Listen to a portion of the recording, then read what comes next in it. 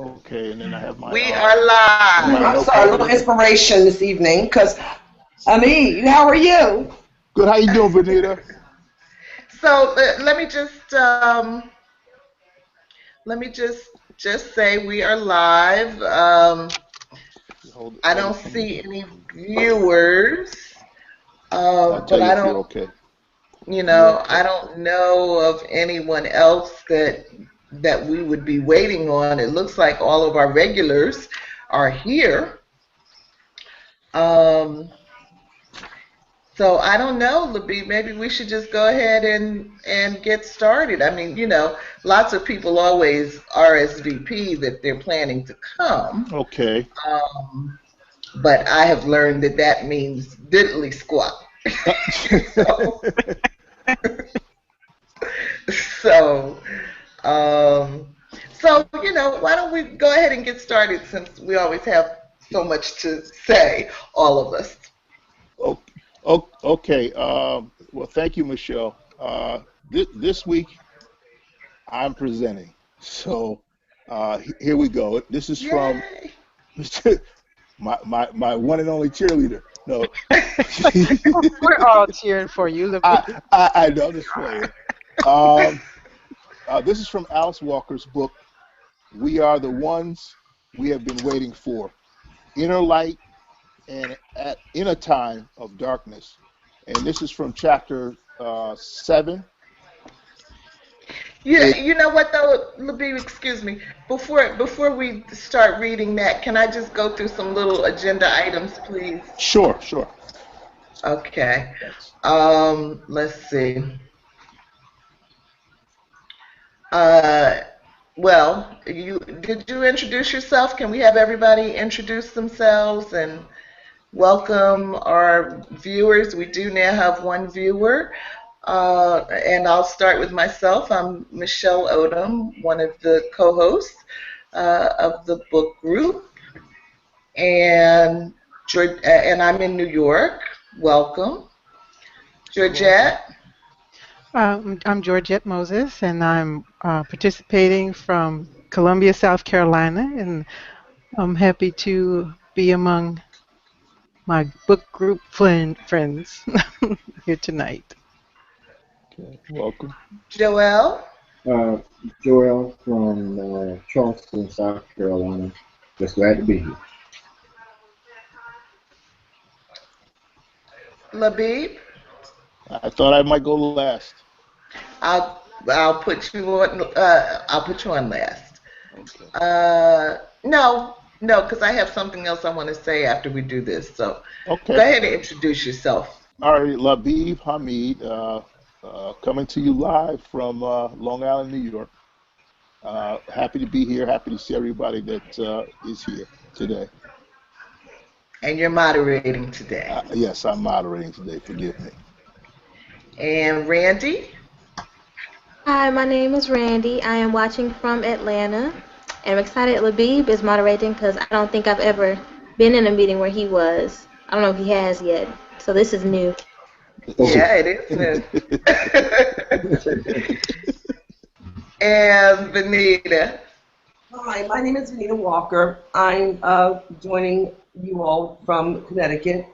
Welcome to the National Black Feminist Book Group. Enjoy the evening. Okay, thank you. And I just want to mention that we still do not have a moderator for next week. Does anyone want to grab that? And don't say Venita, Randie. All right. I feel it wrong. Venita? All right. So I guess I will do next week. And I want us to choose a timekeeper tonight. You guys probably can't see what I'm doing back here, but I'm the camera person, and so I try to remember to put the camera on whoever is speaking, and it's kind of, I told you my brain is like jacked up at this point. So that's all the multitasking I can do, trying to also participate in the conversation. But I think that we would benefit from having a timekeeper. I don't want to say how long we should talk, but I think you guys should weigh in on that. I recommend 3 minutes. But if you think you can handle more, then let's hear it. I'll time keep because I'm trying to surprise somebody. Okay. So I'm motivated. I promise to be nice. How do you feel about 3 minutes per person per question? Okay, 3 minutes per person per question. And so, what do you want? Is there a word anybody wants me to say, or you just want me to say stop or time, or you want me to shut up? Okay. That's right.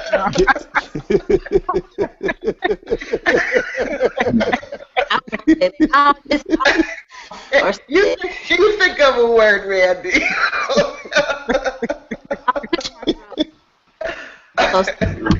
Okay, and I just want to mention again, if anyone wants to be excluded from the video tagging, you can always let me know that. And keep sharing the videos. So, okay, I am putting the mic on Labeeb Hameed. Oh, Labeeb. Yes. Yeah. I do have to tell this one story before we get started. Here we go. Go ahead. Put the mic on, Randy. Venita says she's timing you. It started. So, I'm walking down the street last night in the Bronx, and I stop at this one tree. It's like the only tree that's around for blocks and blocks. So I stop to say hello to the tree. So I'm standing there, and this man comes behind me walking his dog, and he stops to say hello to the tree. So we start talking, and he says, we start talking about how we love trees, and he says he's a writer. I say I'm a writer. He says he writes poetry. I say I love poetry. So we're talking. I end up telling him to look me up on the book group. So he said, you have men in the book group? I said, yes, men can be feminists. He said, no. I said, yes. Why not? He said, because the men are going to take over. I said, I'm not worried about that, arrogantly. So don't get yourself, he was a cutie, but don't get yourself excited, Venita. He's married, so he went on home. I went on. No, I was going to say that is a cry for help. You could have called me Michelle. You did not have to stop and talk to me. Oh, please, I do that every day. So I go on in and I get the notes that Labeeb has prepared, and I'm reading them, and I'm like, well, extreme oppression. Okay, that's one of the points Alice Walker mentioned, but there was so much stuff going on in this chapter. And I was just saying to Venita the other day that I can understand why this is a difficult book for men, because Alice Walker goes around in so many circles, and you have really got to be following her like this. Yes. Because she holds it together. But yeah, you really have to go around and around to get the point. So I said, okay. So now we are being led tonight by a man. Talk about pressure. That's right. Don't think I'm out of me. But I'll be honest, when I saw the note, I didn't know if I was at Wall Street. We talking about the gross domestic product. I said, statistics on him, and I'm like, oh, okay. So we on Wall Street. Yes. So, Labeeb, where you go, I shall follow. All right. Well, We're in your hands. I hope you're in good hands. If obviously if you have any questions, feel free to stop me, for some kind of explanation to the best that I can understand. Um, I want everybody to understand that basically we're all on the same page, in terms of our ability to understand, the subject matter. All right. And what I'm going to try to do is just break it down in common people's terms. It's really what it is. To extract the juice that Alice Walker has delivered to us in this great chapter 7. So let me I'll start here again. Tonight I'm moderating, or tonight I'm presenting. So it's Alice Walker's book entitled "We Are the Ones We Have Been Waiting For: Inner Light in a Time of Darkness." Let me just start there and say that through this book here, Alice is trying to let us know, the reader, the members of this group, the ones who study this book, okay, and human beings that occupy the planet Earth. She wants us to understand that we, as individuals and as a collective, we are our own saviors. We are the saviors of humanity. That if you are looking outside of yourself, okay, or somewhere beyond the collective for the solution that ails humanity and threatens the longevity of humanity, you're looking in the wrong place. She's saying that the answers really lie within. And since these are very dark times, and this particular chapter indicates something of the darkness that we are confronted by. So in these dark times, to find the light which will guide us out, we have to look within. And we're going to have to find the strength and the wherewithal to look after each other, and in order to get out of this plight that we're in. All right. With that said, let me begin by a reading of the opening of the chapter, which opens with an excerpt from a speech that President Fidel Castro gave back in, I believe it was in April of 2002. Chapter 7, I call that man religious, healing the universal heart, becoming intimate with that which is foreign. I call that man religious who understands the suffering of others.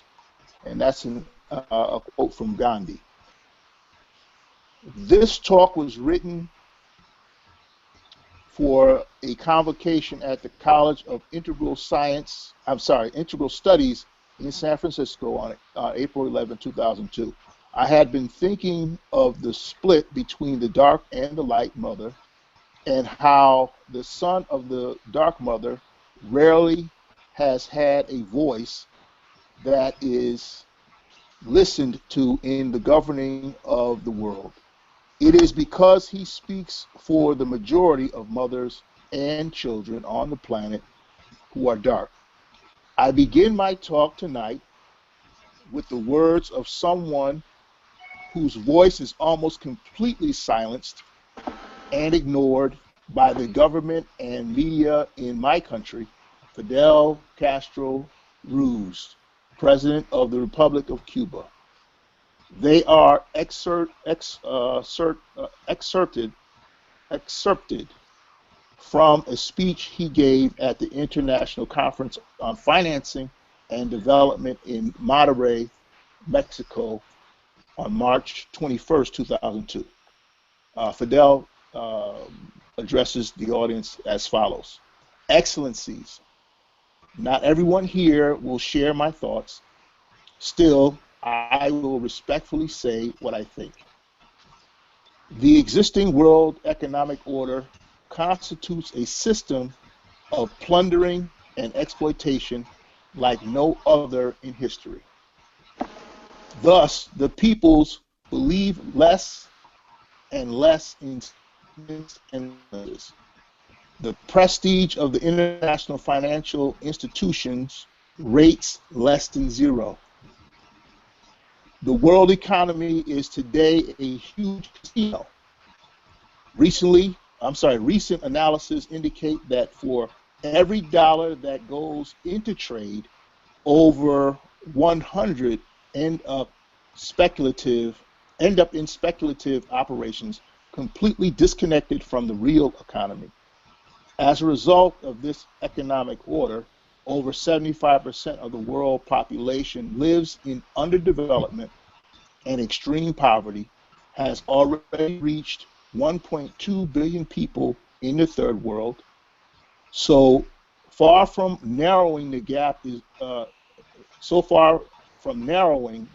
is widening. The revenue of the richest nations that in 1960 was 37 times larger than that of the poorest is now 74 times larger. The situation has reached such extremes that the assets of the three wealthiest persons in the world amount to the GDP, gross domestic product, of the 48 poorest countries combined. The number of people actually starving was 826 million in the year 2001. There are at the moment 854 million illiterate adults, while 325 million children do not attend school. There are 2 billion people who have no access to low-cost medications, and 2.4 billion lack the basic sanitation conditions. No lower than 11 million children under the age of 5 perish every year from preventable causes, while 500,000 go blind for lack of vitamin A. The lifespan of the population in the developed world is 30 years longer than that of people living in sub-Saharan Africa. A true genocide. The poor countries should not be blamed for this tragedy. They neither conquered nor plundered entire continents for centuries. They did not establish colonialism or reestablish slavery, and modern imperialism is not of their making. Actually, they have been its victims.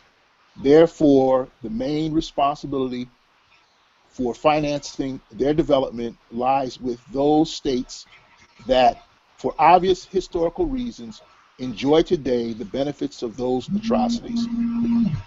The rich world should forgive these countries foreign debt and grant them new soft credits to finance their development.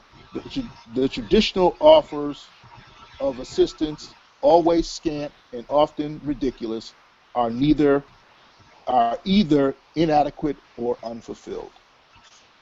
I'm going to stop it there, and let me lead to my first question. I got to grab my other notes. So bear with me.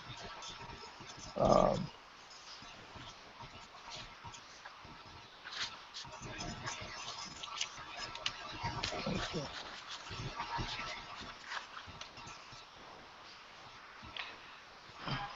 I'm talking with the mute on, and I'm trying to remind everybody that there is a mute button. Okay. The top center of your screen, the second button from the left. So I think there's a drop down for me. So yeah. Okay. Okay. All right. Well, let me start by explaining something about wealth, and then wealth disparity. In order to understand the generation of wealth in the Western world over the last 500 years, 5 centuries, we have to talk about the transatlantic slave trade. We have to.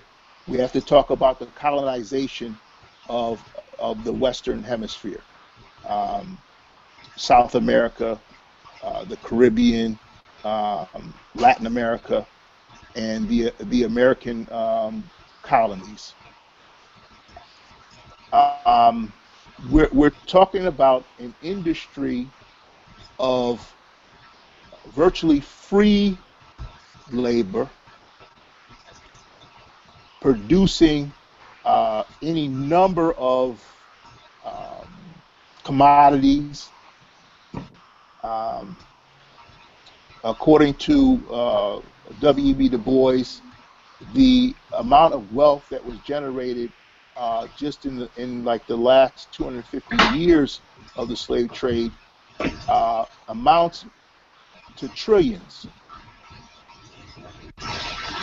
Okay, none of this wealth going to the laborers. Most of the wealth being concentrated amongst a few slave owners. Okay, and then the various different industries that developed off of the slave trade and slavery helped to finance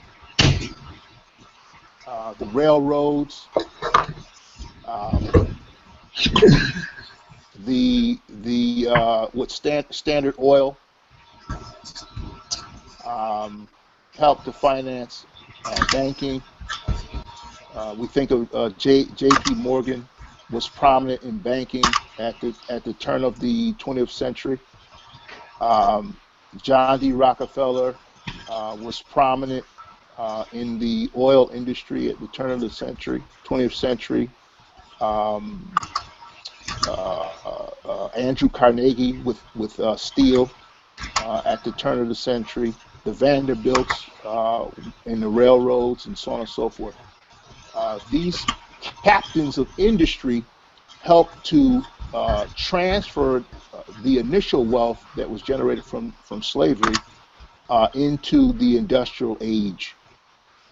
Okay, and the further down we go in the line, the more concentrated the wealth became. In the 80s, under Ronald Reagan, began the deregulation of Wall Street and investing and so on and so forth. So you had an even further concentration of wealth being in the hands of a few. And you could take a look every year at Forbes magazine's listing of Fortune 400.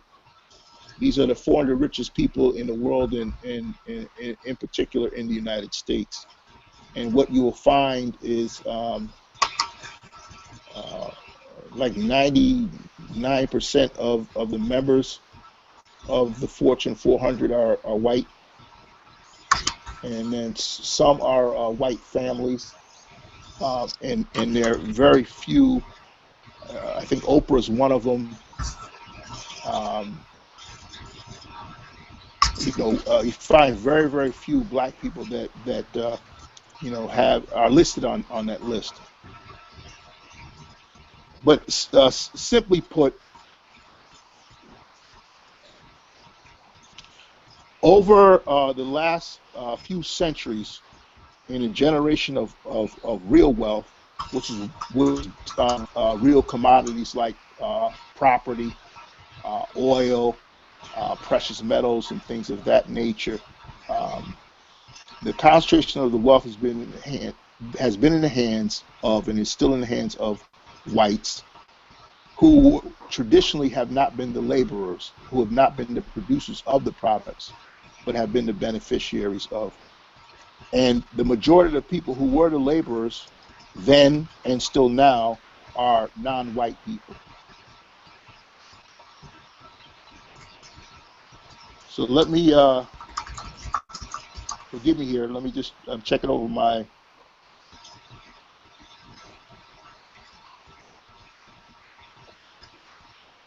let me just define the term real assets as being physical or tangible assets that have value due to their substance and properties.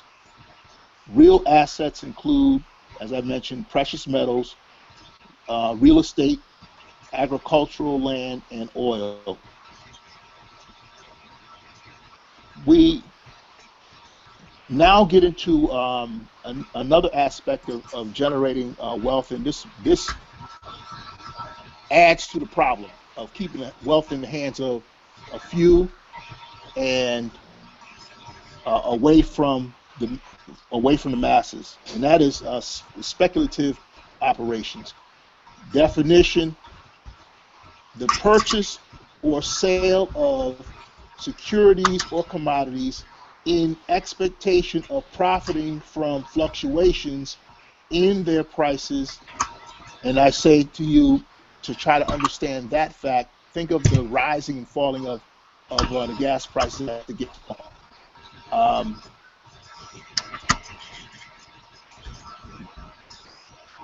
That rising and falling has everything to do with, and very little to do with, the lack of the product being available to the market. But more it has to do with that there are people who invest money in speculating whether or not the price of gas is going to rise this month or if it's going to fall next month, and how much. And they make this money basically just playing on numbers. It's not a real generation of money based on the amount of product, for example. It's based strictly on speculation and the rumors of the price will rise or the price will fall, and then hedging, bets, if you will, in that vein. All right. So, are we pretty clear on one, how, in a nutshell, how wealth has been generated over the last few centuries? That's basically the first piece of it being slave trade and the industry of slavery, and the natural products, if you will, that were produced from that labor: wheat, corn, rice, sugar cane, X, Y, and Z. And that wealth was concentrated in the hands of a few, and then it helped to finance the next growth or next economic basis of this country, which was the industrial age. And then there were a few standouts in the industrial age, namely Andrew Carnegie in steel, John D. Rockefeller in Standard Oil, the Vanderbilts in the building of trains and railroads, and owning certain strips of railroad, and transporting commodities throughout the country, that kind of thing. They had a monopoly on the industry, and J.P. Morgan in banking. From what I understand, J.P. Morgan helped to finance Thomas Edison, and helped to win the Niagara hydroelectric plant. Helped to win that bid to have that project built, that then provided for the electrical system and electrical power throughout New York State and some parts of Canada, and then westward. Anyway, so with that said, I pretty much answered my own question, but just so we're all on the same page, who are the world's laborers? Just, you look around you, the world's laborers are, okay, go ahead. What? The world laborers, we all know, for the most part, are non-white people. Of course, there are white people in the mix, but when you look at, where products are made, and who are making those products, it's non-white people. You have, plants in Latin America. You've got. I had learned some years ago that Bethlehem Steel, which was Andrew Carnegie's industry, was sold to a company in India some years ago. So again, you've got non-white people as laborers in the steel industry. You'll find it a lot. Okay. Excuse me. Go ahead. All right, I'm doing my best to follow Labeeb, but I need to know: is this going to be a conversation? No. Okay. Let me. Yes. So let me bring you in. Let me just. Who are the world's laborers? That's my question. Non-white people.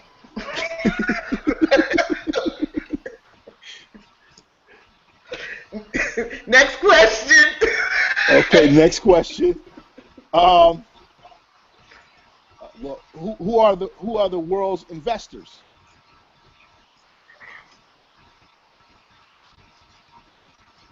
White people.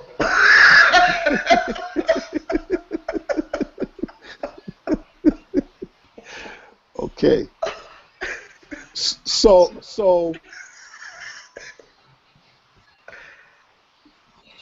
where do we stand in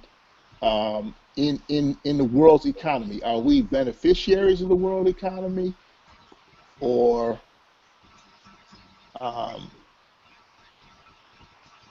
we the beneficiaries of the world economy? Absolutely not.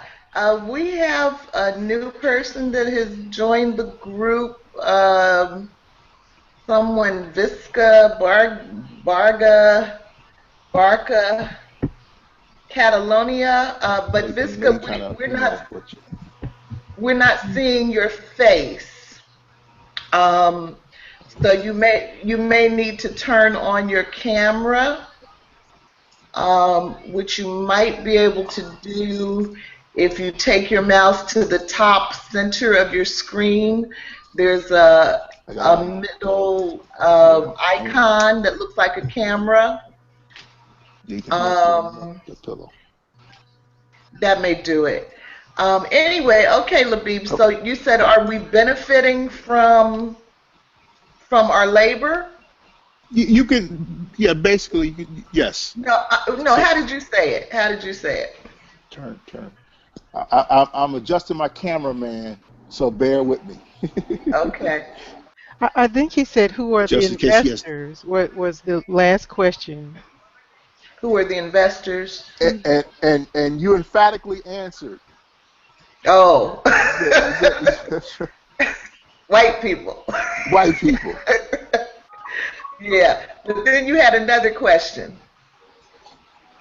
So I'm asking, are we the beneficiaries, are non-white people the beneficiaries of the current economic setup that is, that's in operation today? Are we non-black or non-white people, the laborers, are we the beneficiaries of the current economic setup? Are we on the inside or are we on the outside? Well, I know personally, I'm on the outside. I don't know about anybody else, but I am not benefiting very much. I pose the question to the group. So we have Venita. I'm sorry, repeat the question. Okay. Are we the non-white people? Are we the beneficiaries?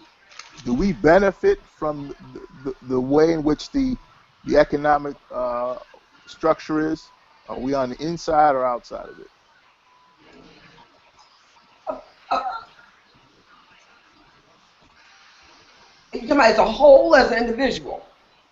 Now you got some black folks out there doing pretty good in these downtowns. I'm not one of them, but you do have some black folks out there that are doing extremely good. So if you ask me as an individual, no, I'm not benefiting. As a whole, do you think that we are? As a whole, see, it's just not black folks. As a whole, Non-white anyone, people. excuse me? Non-white people. Not are non-white people the beneficiaries of the current economic setup? Well, That's the question. when you say non-white people, um, Um, I mean, I that's know me. no, you they talk about people of color, period. But some Correct. people of color are doing very well. So we can't say this all non-white people. You know what I'm saying? That's a very difficult question for me to answer. If you Mm. say if black folks, Mm-hmm. what I consider black folks are benefiting economically, no. But you Okay. can't say I can't really say that all non-white people because we have some brown people that are doing very well and are benefiting a lot. Have you checked out Mumbai lately? Okay. Okay. Hold on a second. You know what All I right. mean? You know, so the Americans, the people that are here in our country that are up, that are brown people. So you know, we have to kind of distinguish what brown folks we're talking about. Because some brown folks is really prospering economically here in this country. Okay. Okay. I appreciate that clarification, Venita. Very, very good observation. Um, I think what I'm trying to get at, in saying non-white people, I'm trying to be all inclusive in that regard, because I do agree with you. You have some non-white people, let's say, Chinese, for example, Asians. Asian, politically That correct. that Asian. yeah, yes, that matter of fact, China has the second largest economy in the world, second only to the United States, and it is projected that I believe it's by 2050 that China's economy will surpass America's as being the number one world economy. Okay, that's a non-white group. But in this country, Labeeb, in the United Yes, States of yeah, America, right here in my office, yes, black folks in this country are not prospering. But correct. other brown folks from other countries that are in Are our countries, all of them aren't doing bad. Matter of fact, they're you're doing pretty good. you're right, But Venita, we got to distinguish. We got to stay right here, and we have to distinguish, in our own country. Now, why mm-hmm. American black people are not doing as well? That gets very complicated. But there are a lot of brown people, non-whites. This country is made up of mostly brown people, mind you, that are doing very well.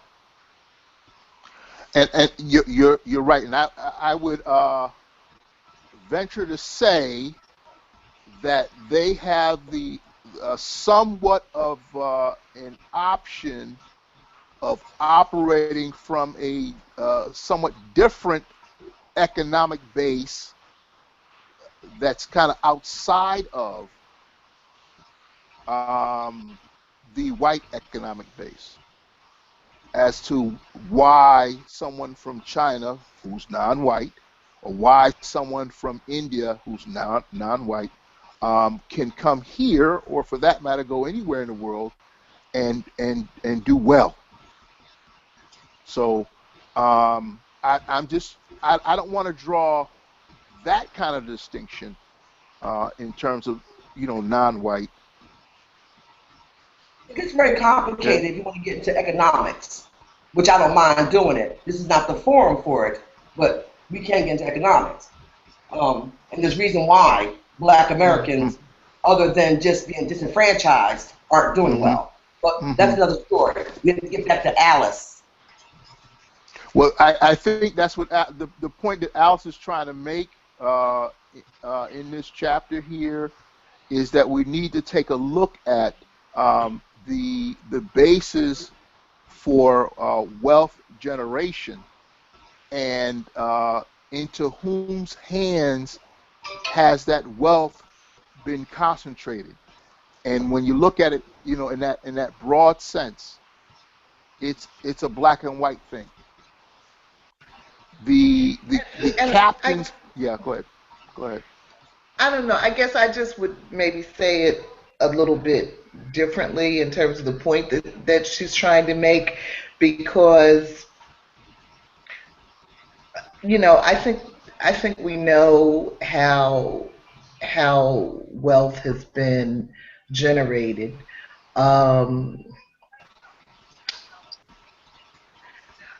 The point that I see her making is, what is it that we need to do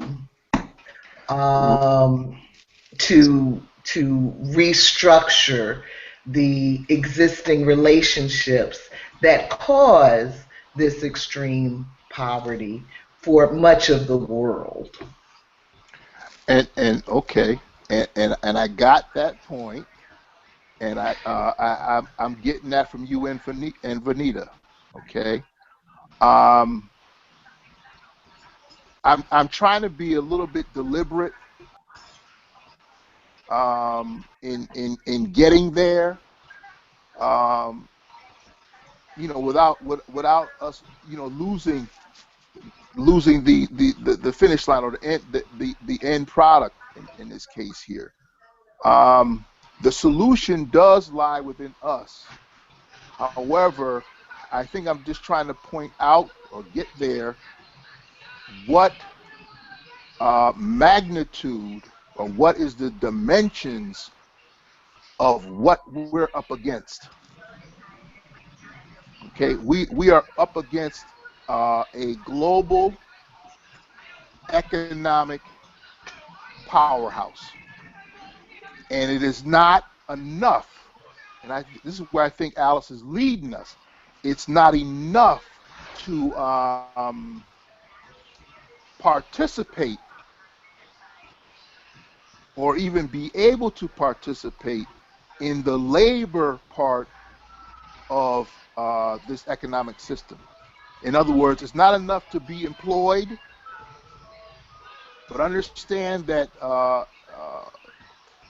when we are employed simply as laborers and we're unable to, from our wages, from our income, be able to access health care, able to access higher education, able to access decent housing and things of that nature, we're kind of living hand to mouth, then we're not going to be able to grow our money, our wealth, simply at that level. We will spend an entire lifetime at that level, never transporting or giving any wealth basis to the next generation, to our children. So we'll be stuck, generation after generation after generation, right where we are, one or two steps up from our experience as slaves. And as a matter of fact, if we look at our current situation, we're dang near one step back onto the plantation. That's the system that we must begin to understand. Is I think is where she's leading us to. That's that inner light. That inner light is an understanding of what it is, this colossal thing called global economics, that system, as Fidel Castro described it, is in complete opposition to our ever being able to stand on our own 2 feet, economically, and then to be able to make some moves from there, economically, politically, educationally, X, Y, and Z. And basically,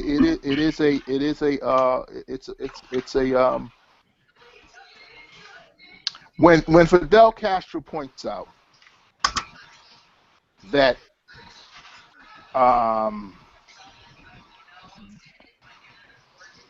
there's a few of the richest individuals, whose collective wealth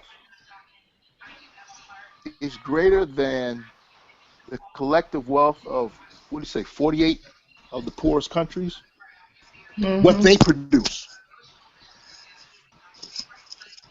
Hang on, that's a problem. Excuse me. I am so don't know where I am right now. Okay. Maybe I'm just a little lethargic tonight. Well,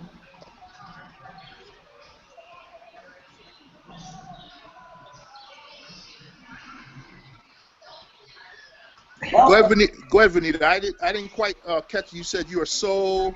I don't know where I'm at right now. I'm listening, but I don't have any idea where I'm at right now. What question are we on?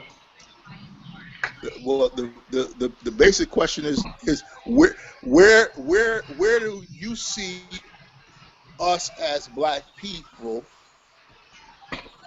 in the economic picture? Are we beneficiaries? Are we doing well? Are we well heeled? Are we well positioned? Are we growing? Are we what's the deal? How do you see it? Well, I mean, I agree with Venita that we're in different places, but it's also true that the majority of the world's people are living in deep poverty, and even the people here in the United States who are in poverty, like myself, have more access to wealth than many poor people in other countries.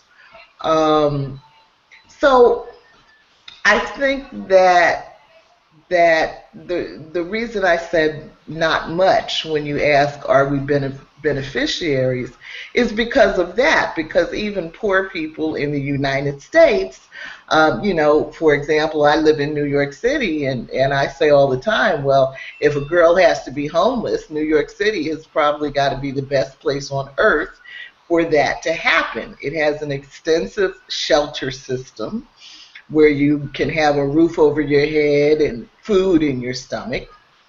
All you have to do is block out the drama all around you. But, a place to sleep and food in your stomach are not bad, given the kind of poverty that we know exists in other countries and in pockets in the U.S. But I think that and I think the reason people may be having some difficulty answering the question, Labeeb, I think that the way the divide and conquer strategy works, it's effective on so many levels. If I were the oppressor, I'd never stop using it either, because it just works. And so part of the way it works is, well, if you have a little bit more than one person, then you feel like you're kind of doing okay, and as long as you don't lose anything, as long as you don't have to share anything, as long as you can feel like you are upwardly mobile, and that all you have to do is work hard and pull yourself up by your bootstraps, and don't be a lazy so and so. As long as you believe the mantra that we're taught, and then you can take your station in life, like your personal, like it's all about your personal actions. But I think we're moving much closer to the sort of caste system, and that may be why Alice Walker started out with a quote from Mahatma Gandhi. I think we're moving much closer to a caste system where you are essentially locked in an economic position from the day you're born until the day you die. And while there is some variation within that system, that variation is actually the divide and conquer strategy that stops us from moving in a collective way to make changes in what you describe, Labeeb, as this colossal monster. Very, very good, Michelle. Very good. Anybody want to follow up on that? Well, I just wanted to piggyback on what Michelle said about that, that caste system and the subcaste and the divide and conquer. And that what I got from this chapter from Alice Walker was one of her methods she's advising us to do was to realize that we are all black. We came from one black mother, similar DNA, and our other mother is the earth, whose soil is black.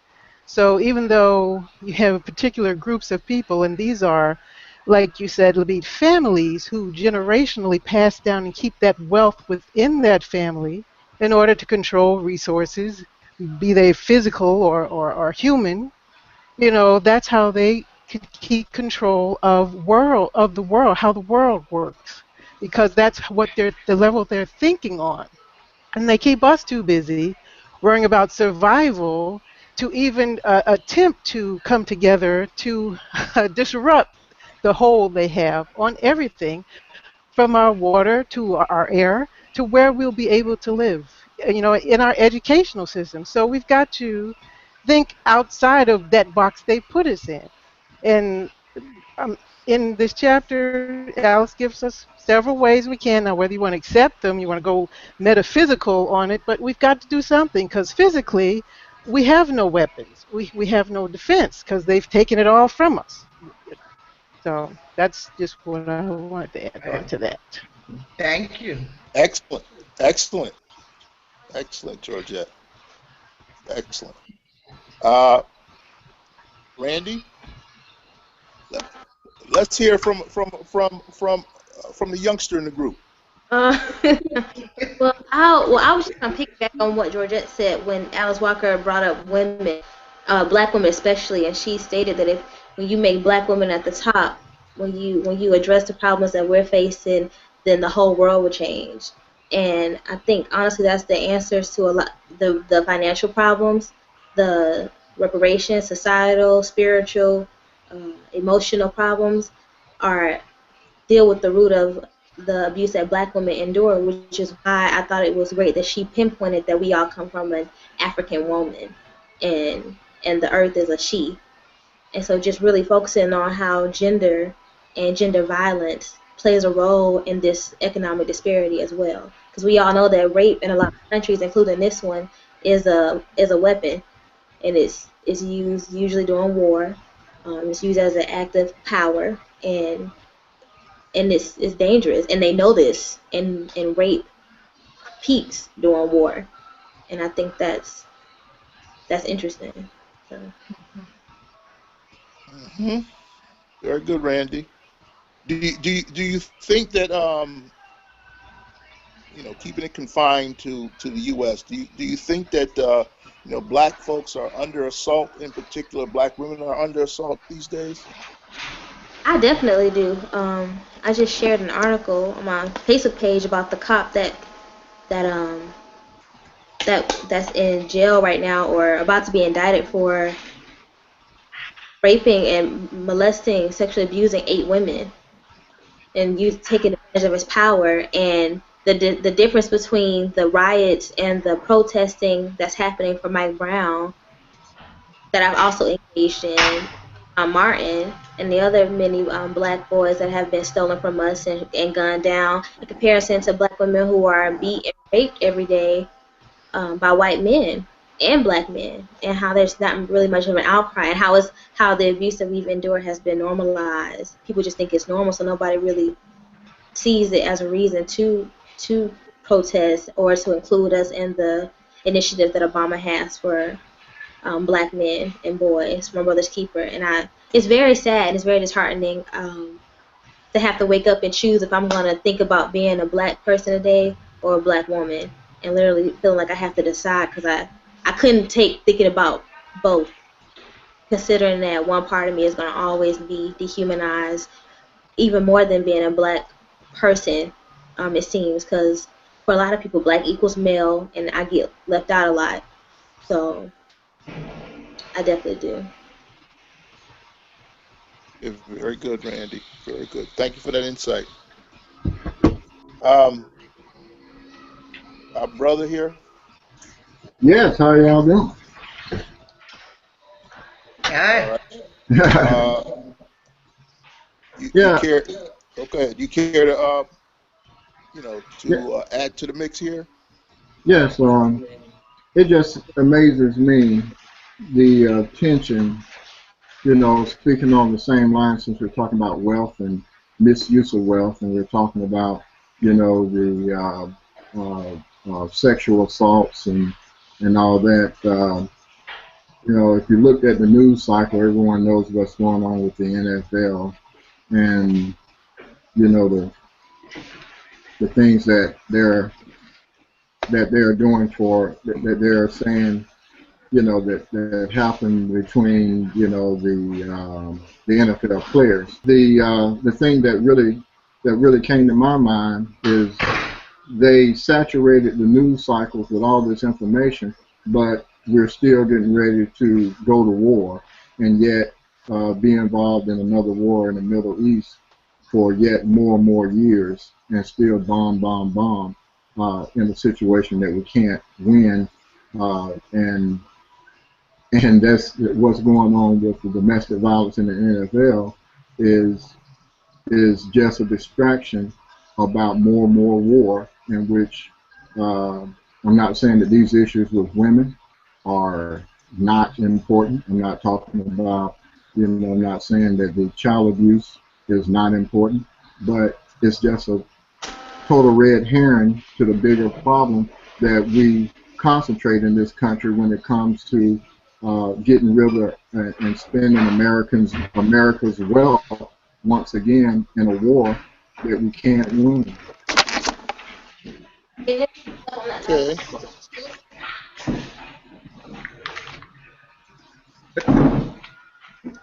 Looks like we have a new guest.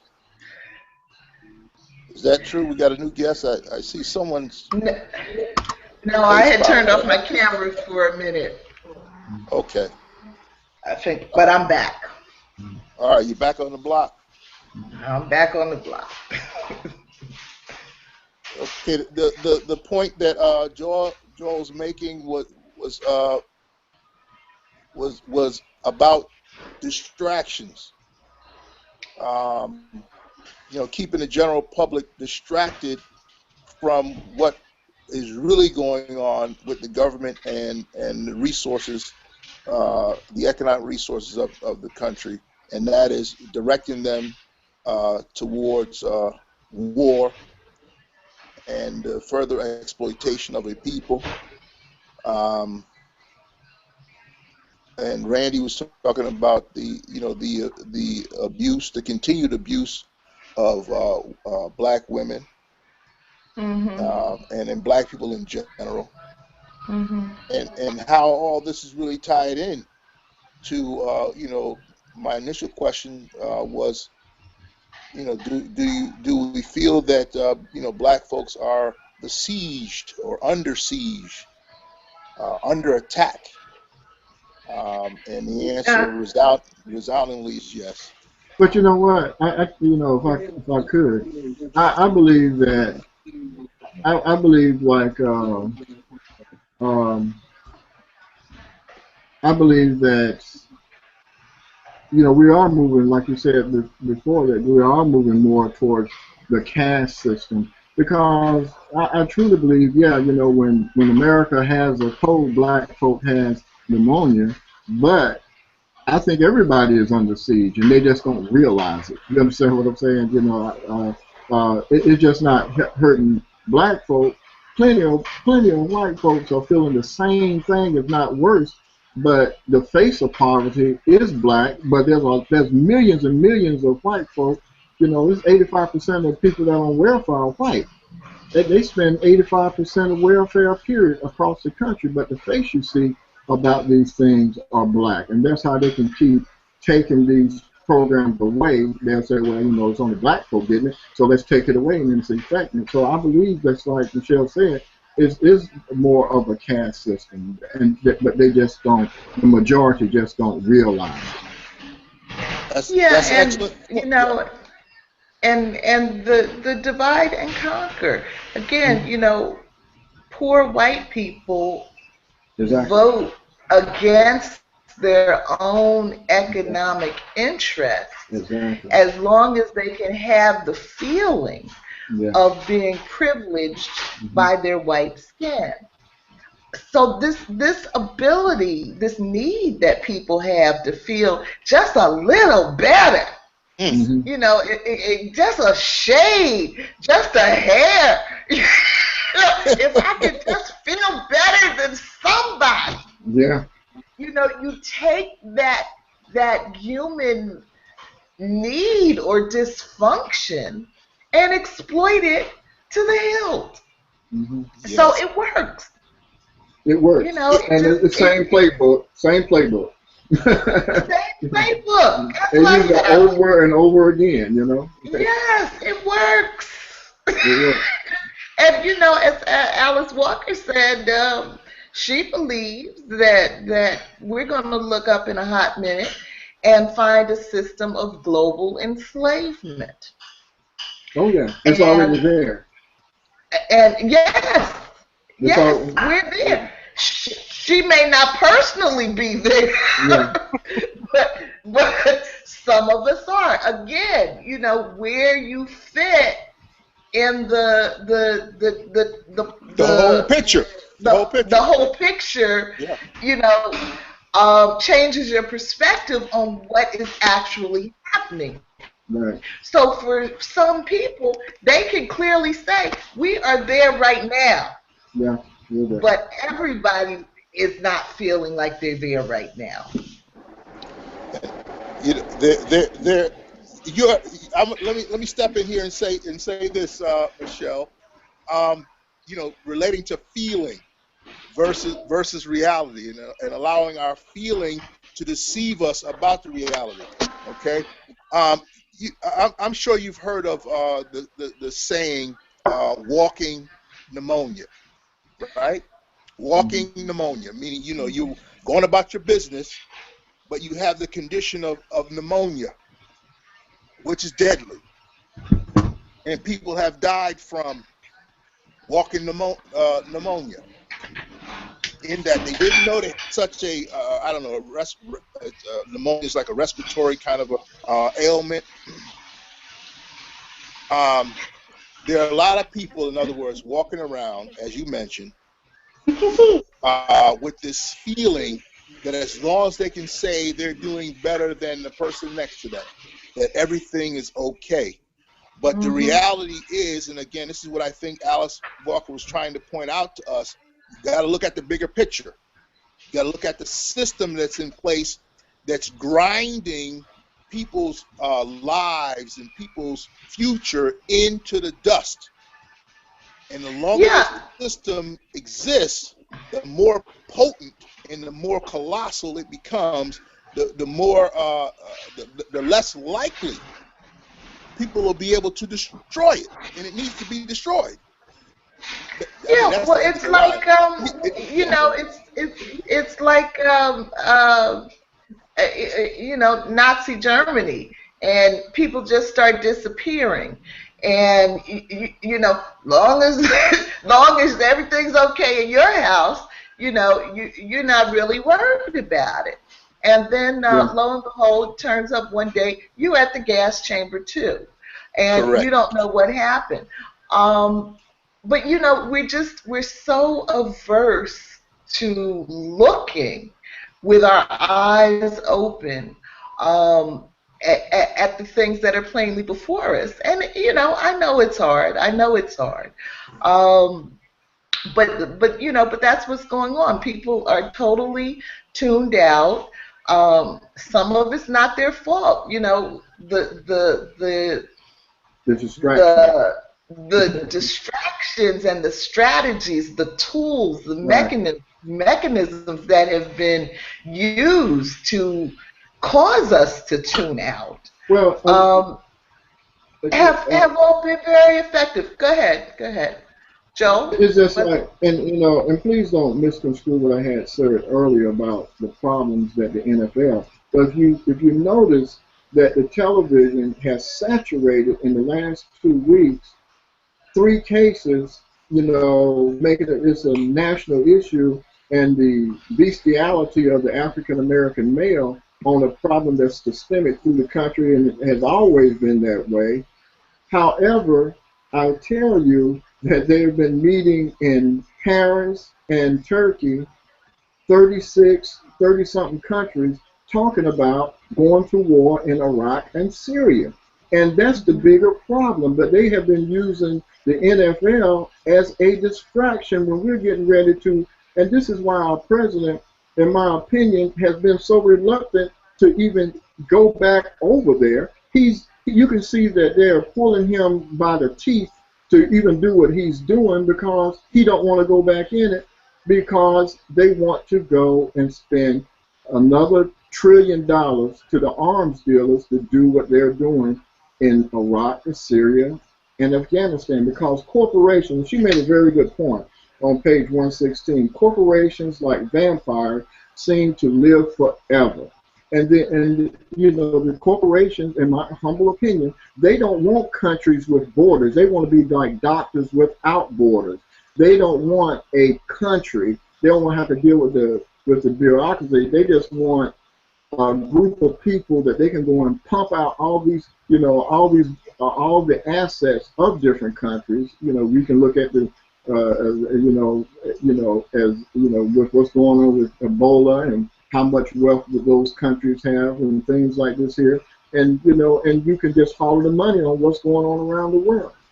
That's just Yeah, and I'm glad you said that because that's what I wanted to mention before was this thing with Ebola, for example. You know, all of this divide and conquer stops us from seeing our connections to each other as human beings, as whatever. And so take this Ebola thing, for example. You know, this week we heard that Cuba is sending a bunch of doctors and resources over there to go and do what the United Nations World Health Organization refused to do.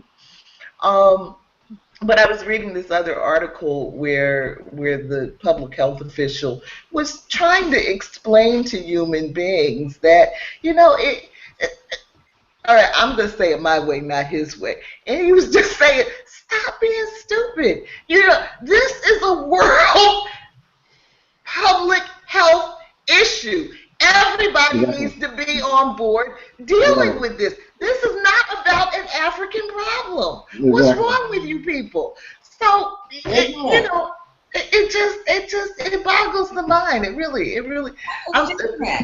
It's no different than when, initially when the AIDS epidemic came onto the scene. You know, as long as it was Haitians, as long as it was gay, As long as there was anybody but white folks, it was okay.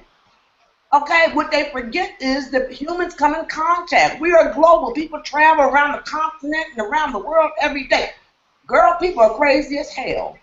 Okay, and that's more important than any war that's going on. You know, because as far as because you can wipe out a small village of people, a small country, a small town like Cromwell, Connecticut, in a snap. So why everybody on the NFL and the NBA and the world over here? You best have to hope that this plague doesn't spread throughout the world. Because you ain't got to worry about the war. You got to worry about the NFL. You got to worry about child abuse. Because there ain't going to be nobody. All right. And I call it like this.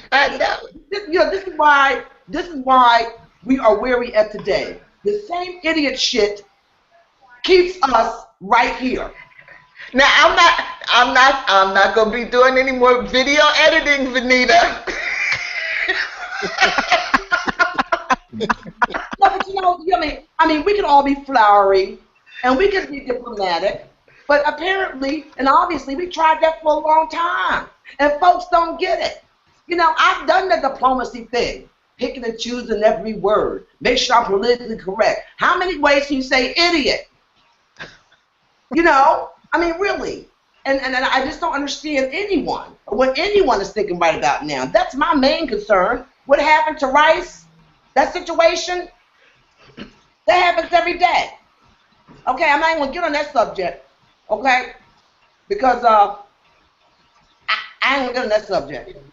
Let's just put it this way. He would have knocked my ass out once. But he would not be on television telling anybody he knocked out Venita. That would have been the last knockout. Okay. So you eat that food. No, we have a lot of issues. No, girl, you know, and there's a lot of things also in this chapter that I found very important, and we have not gotten to them. We have not even touched bases on them.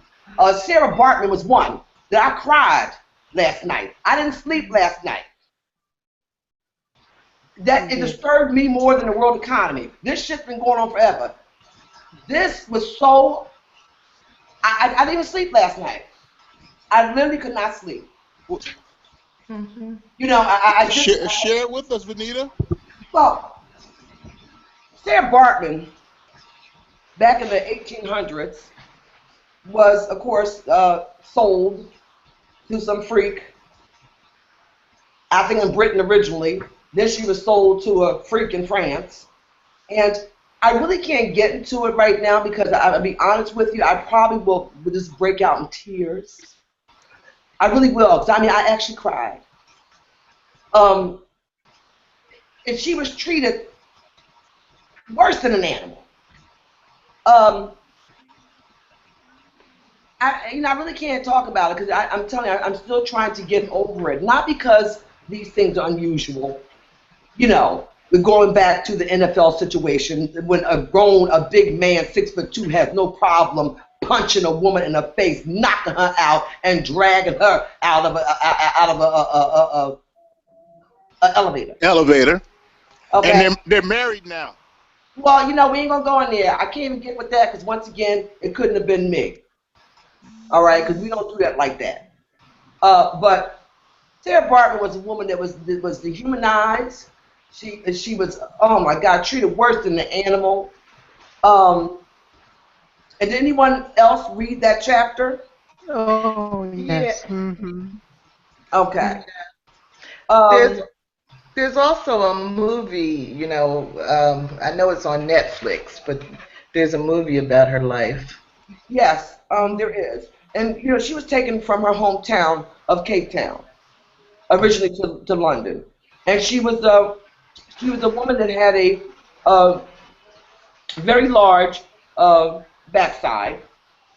And in her tribe, ancient tribe, women's vaginas were really reverent, as they should be, always. But for these Frenchmen and the British, it was like a little freak show. So they literally put her in a circus next to animals and showed off her body. This woman is, you know, she sold, showed off her body, all her private parts, made her do all kinds of things. I mean, you really, I don't want to really get into it because it really is, it's beyond dehumanizing. I mean, this goes way, way, freak, way on the other side. That you have to be an actual freak, sick person to even, you know, think of something like that to do to a human being. She died very young, approximately the age of 26. But death wasn't good enough for them. They didn't mutilate her body, cut out her vulva, cut off her lips, cut off her arm, did all kinds of crazy things, and displayed them in the museum for 187 years until Nelson Mandela demanded her body be sent back to Cape Town. And that I read right after, pretty much a page before, reading about Alice Walker's relationship with her European friend and then husband. So it, you know, it's kind of rocked my world a little bit. I mean, a lot actually. I was gonna say just a little bit, Venita. But I mean a little bit. I mean, I didn't mean that literally. But I tried to keep myself from crying, you know, because it was that sad. And as I told you, that happens to a woman, it's me that's happening to. And I look at the young women today and how they display their bodies and how they have body augmentations and how they get on videos and shake their ass and back it up, bitch, and all this other old nasty crap that goes on. If they knew themselves, if they knew what their ancestors went through, like dear Sarah, against her will, you would never think about doing something like that. And so many things ran through my mind last night. I literally did not sleep at all. But you know, that's how sad it is, and that's how shameful our society is today because they don't know who they are. They have no idea. Venita, you know, you're so right. You know, I think a lot of it has to do with history, if I may. If you look at, you know, last few history classes that I had when I was in school, that there's the books are written, and I think Randy can really attest to what I'm saying. Anybody's gone to school here lately, is that the whitewashing of history and the lackluster history that is being told, even when they teach you history, even at the collegiate level, but they don't talk about the slave. They don't talk about the slave trade. They talk about the triangle, you know, the triangular trade. You know, they don't even talk about, you know, who was involved in the slave trade, what country was involved. Excuse me, why, as black people, are we depending on white folks to teach us our history anyway? Well, I'm not saying that. I'm talking about the books. I'm talking about the books in itself. They're not even teaching it anywhere. I'm just talking about plain and simple. They're whitewashing everything that we get in every kind of book. And this is where our elders come in. This is where our elders should come in, where this history should be passed down from generation to generation so we know who we are. And it used to be that way. You know what, Venita, and I think this is what Joel's alluding to. What we're all alluding to is that there are so many distractions that disable us or disinterest us from telling the truth, not only about our own history and our own interaction with the European, but just history in general. It's not happening. I have a bookcase full of books on such subjects, and not one single one of my children have shown any interest in taking the books off the shelf or even picking my brain. Having read those books, pick my brain. And when I've introduced the subject, it's a turnoff. I'll get their attention for about 2 minutes. That's it. And as Joel's saying, in the schoolhouse, you know, many of us attend white public schools or public schools, period. And the curriculum is set by white folks, not by black folks. And there's a complete sanitation or sanitizing of the history that the children are getting in school.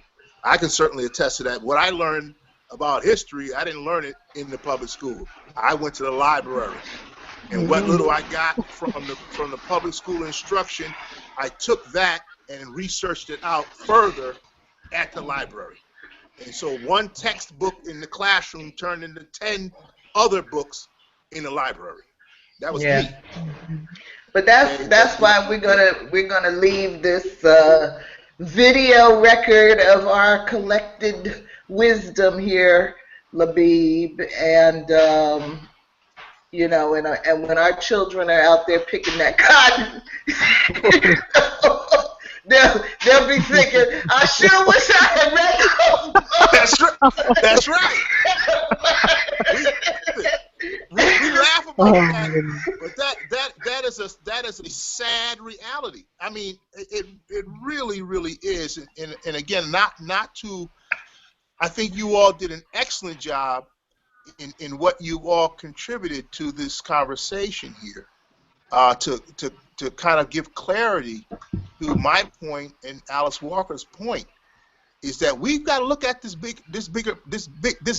big colossal system that is sitting on our back and is grinding us into a caste system where we are at the very bottom of that caste system.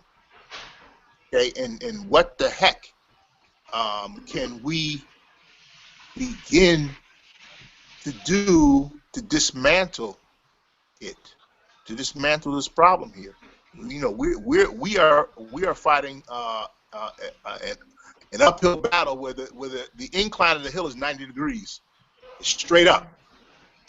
You know, and it's oiled, so we're slipping and sliding as we're trying to get up that hill, that mountain. You know. Excuse me. Yeah, Labeeb, do you believe that until the world starts to respect and honor women, nothing will ever change? You're absolutely right, Venita. Until this world starts to respect and honor women, we will not have a world. Because man, whether black, green, orange, or yellow, have managed to tear down every living, dead, almost dead thing there is. So until, going back to the child abuse and the woman abuse situation, or family, child, you women and children, until this world starts to respect us, it will always go down in ruins. So no matter what we do, and no matter what other oppressive issues we bring in, until that happens, I want to say, Venita, and I pray that no one is going to misunderstand or accuse me of blaming the victim, because that is not what I want to do. But I think we really have to start looking at it as, until the woman starts respecting herself, the world is not going to change. And it goes back to the conversation that you and I, that you having here on the book group about the twinkle in your eye. Trying to stay away from that, Michelle. I was trying to stay away from that. Because I don't want and as you said in that discussion, it's too late to wait for the hand to come down. Right. And so there literally is a twinkle. Men probably, don't know what we're talking about, but there is a twinkle that a man gets in his eye, and it says to the woman intuitively, I'm about to kick your ass. All right. And there's going to be no yes. Okay. And we turn that message off, and we tell ourselves all kinds of things about, how we're not really seeing or hearing what we're seeing and hearing. And so we stay. And we stay long enough to get beat up, and we stay long enough to get killed, and we stay long enough for all kinds of drama. We're going to have to be the ones to say, no, I deserve much more than this. I agree. The people that are willing to abuse you. And see, my thing is all abuse is the same. Whether you're talking about a romantic relationship, an employment relationship, all relationships are the same. And the person that is in the most powerful position and is abusing you, they're having a good time.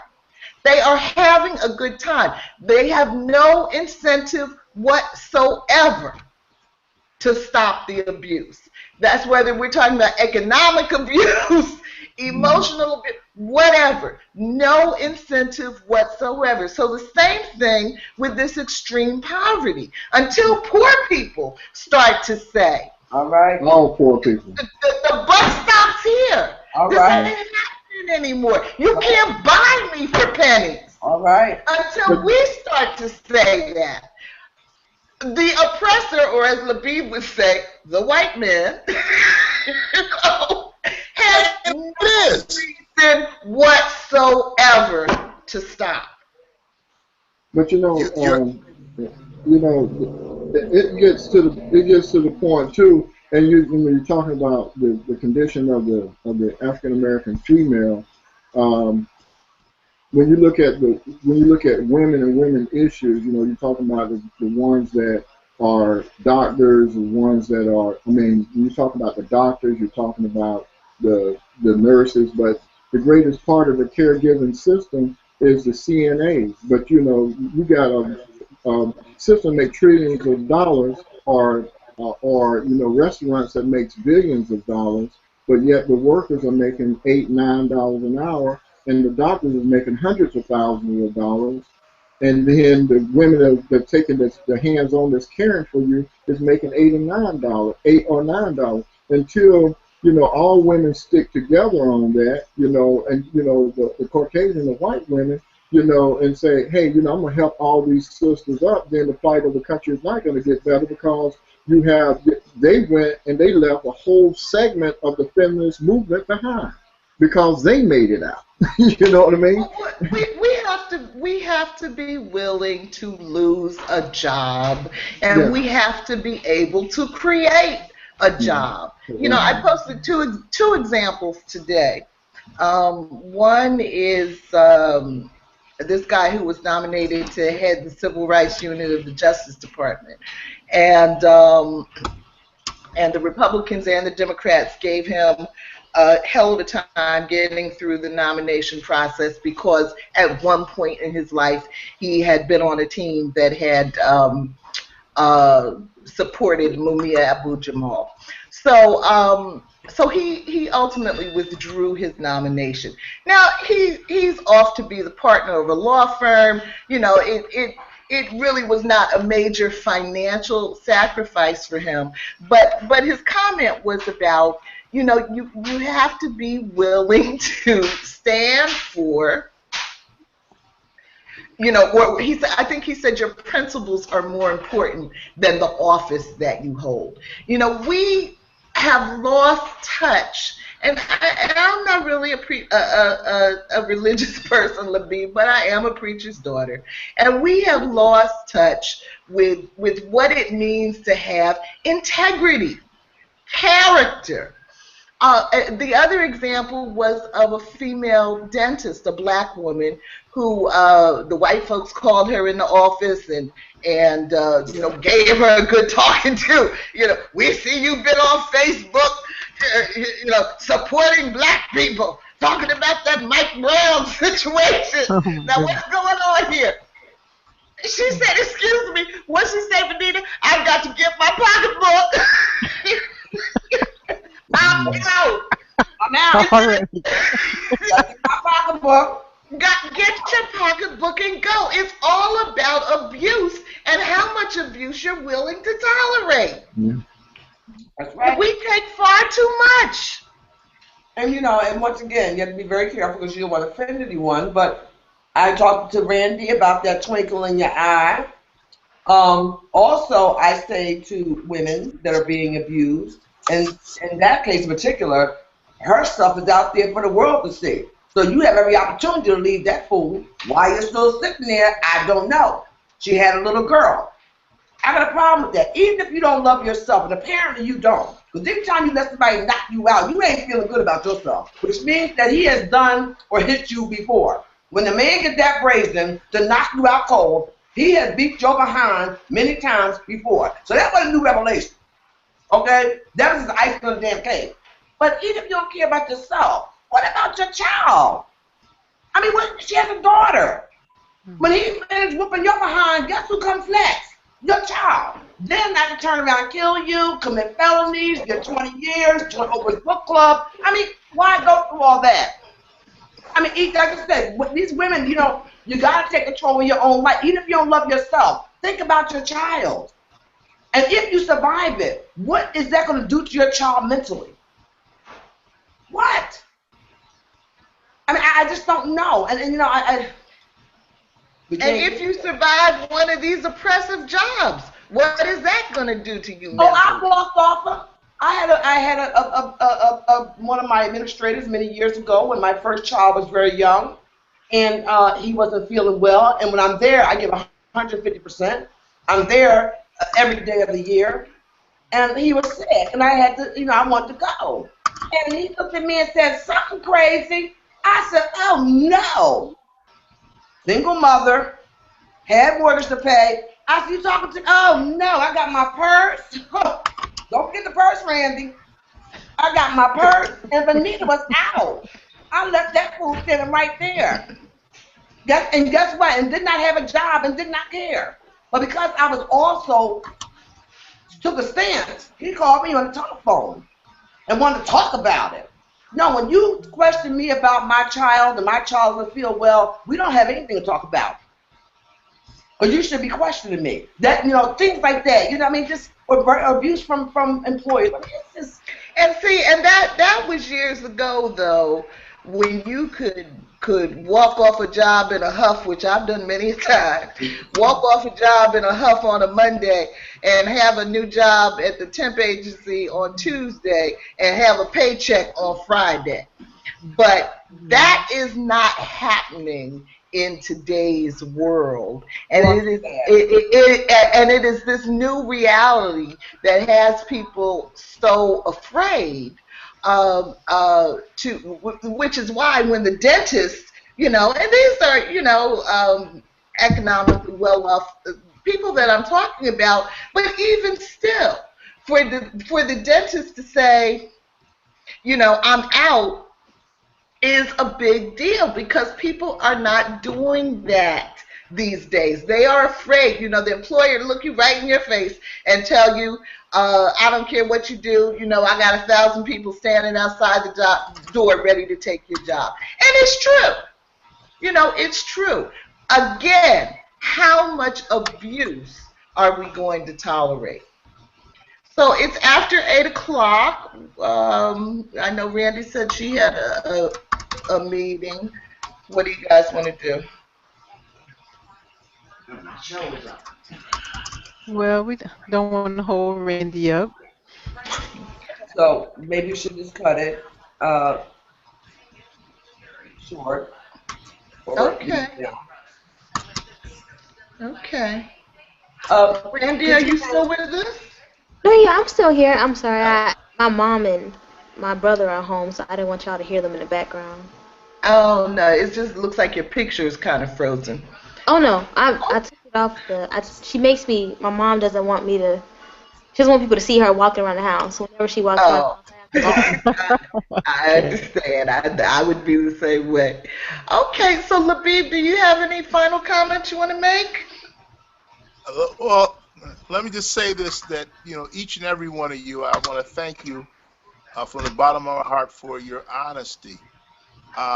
This particular chapter was a tough chapter. I think it touched a nerve in all of us. I felt dazed after I read through it and began to prepare some of my notes for it. So we partly needed to vent. I like Venita, you know, for that, you know, not to say that, you know, Venita, you're just throwing stuff out there, because you're dropping wisdom on us, and you're being very honest and to the point. It's like, throw off the gloves and let me just say what's what, kind of a thing. And Michelle for cleaning up what I was trying to say, and I appreciate that. And Randy for your insight as to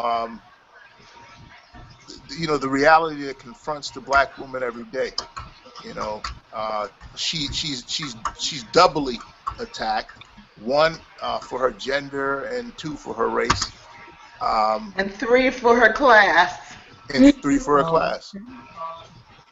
For Joel, again, understanding and injecting that we are we're distracted from some greater forces at play that will as they are unfolding today will certainly affect our future going down the line, again making it that much more difficult to come up out of the oppression that we are under. Georgette, as always, excellent points. Clarifying really what Michelle had brought to the table, and that everybody contributed very well to the subject and to the discussion. I greatly appreciate it. You helped. You took me on your shoulders and held me up, and I appreciate that. And I didn't know where you were going to lead us, Labeeb, but I did my best to follow. That's a nice way of saying you took the reins, but that's all right. But I think we ended up in a good place. Absolutely. Yes, we did. Absolutely. We did.